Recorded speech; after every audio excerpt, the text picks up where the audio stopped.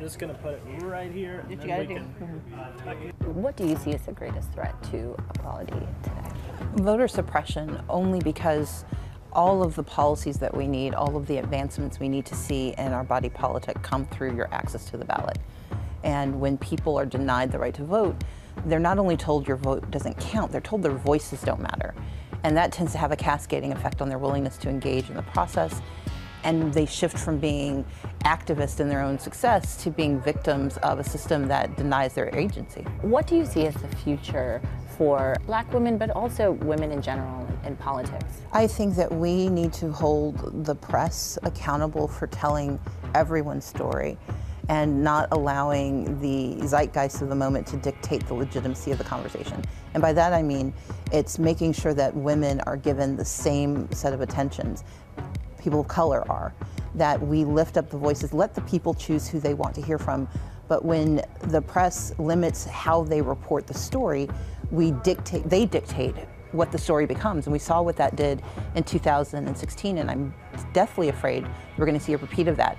I want the best candidate to win, but that can't happen if every voice isn't heard. And I know you have a book out. Lead from the outside. From the outside. How do you do that? How would you advise people to do that? So in Lead from the Outside, I take my story and turn it into a how-to guide. So how do you dare to be ambitious? So think about what your ambitions are, write them down, concretize your plans. How do you deal with money matters?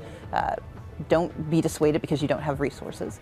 But also, how do you grapple with fear and lack of access? And so it's really a how-to guide about going from idea to action and recognizing that if you're from the outside, there are going to be obstacles, but those obstacles are going to be more difficult than not, but they can be surmounted. Or if not, you can just blow them up.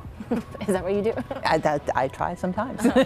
What's sort of your thought process as you enter into 2020? So one of the things I talk about in Lead from the Outside is the need to be methodical. When you are not the normative person for a job or for a position, we have to be very careful to think about how do we circumvent those expectations.